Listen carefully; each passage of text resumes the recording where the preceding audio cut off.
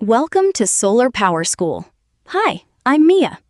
In today's lesson, Joe explains duty cycle, why appliances turn on and off, and why rated wattage does not tell us how much energy they use all day. You will learn the difference between the power needed to start an appliance and the energy needed to keep it running. Let's get started. Thanks, Mia. When we look at an appliance label, we may see a number such as 300 watts. That tells us how much power the appliance may pull while it is running. It does not mean the appliance pulls 300 watts every minute of the day. A refrigerator is a good example.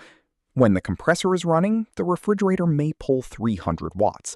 Once it reaches the correct temperature, the compressor shuts off. While the compressor is off, its power use may drop close to zero, although the controls, lights, or electronics may still use a small amount. The refrigerator keeps repeating this process throughout the day. It runs for a while, shuts off, and starts again when more cooling is needed. That on and off operation is why the wattage label does not tell us the appliance's total daily energy use. The percentage of time an appliance spends running is called its duty cycle. Suppose our refrigerator runs for 10 minutes and remains off for the next 20 minutes. That gives us a total period of 30 minutes. The refrigerator ran for 10 minutes out of those 30 minutes. 10 divided by 30 equals 0.33, or about a 33% duty cycle. In simple terms, the refrigerator ran for about 1/3 of the time. Duty cycle can be measured over 30 minutes, 1 hour, or an entire day. The longer we measure it, the better our estimate usually becomes. Now let us connect duty cycle to energy use. Our refrigerator pulls 300 watts while running. If it runs for 1/3 of an hour, it uses about 100 watt-hours during that hour. Here is where people sometimes get mixed up. Duty cycle does not turn this into a 100-watt refrigerator. It still pulls the full 300 watts every time the compressor runs. The 100 watt-hours tells us how much energy it used during that 1-hour period. Watts tell us how much power the appliance is pulling at that moment. Watt-hours tell us how much energy it used over time. We need both numbers, but they answer two different questions. We also have to consider startup surge.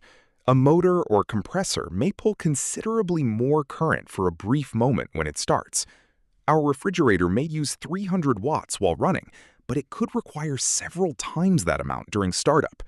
The exact surge depends on the appliance.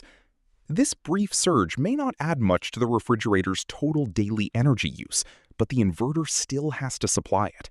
If the inverter cannot handle the startup surge, the compressor may fail to start. The inverter may overload, shut down, or repeatedly try to restart the load. That is why we cannot size an inverter from average energy use alone. This gives us two different parts of solar system planning. First, running watts and startup surge help determine the required inverter size. The wiring, fuses, breakers, and other parts of the electrical path must also handle the actual load. Second, energy use over time helps determine the battery capacity and solar array size. The battery must store enough energy to keep the appliance operating when solar power is unavailable. The solar array must produce enough energy to replace what the appliance used, along with system losses and any other loads. One set of numbers tells us whether the system can start and operate the appliance. The other tells us how long the battery can keep it running. The best way to get these numbers is to measure the appliance under normal operating conditions for at least 24 hours. This helps capture compressor cycling, off time, and the defrost cycle. An inrush clamp meter can measure the higher current pulled when the compressor starts. For a plug-in appliance, use a properly rated line splitter so the clamp goes around only one conductor. A recording smart plug can show when the appliance turns on, how long it runs, and how its duty cycle changes throughout the day. Weather, room temperature, door openings, warm food, and defrost cycles can all change energy use. A few minutes of testing may not tell us the whole story. Measure the real appliance under real operating conditions for long enough to get a useful answer. Here is the main thing to remember. Running watts and startup surge tell us whether the system can start and operate the appliance. Energy used over time tells us how much battery capacity and solar power we need to keep it running. If this video helped you, please like the video, subscribe to Solar Power School, and share it with someone learning solar the right way. Thanks for watching.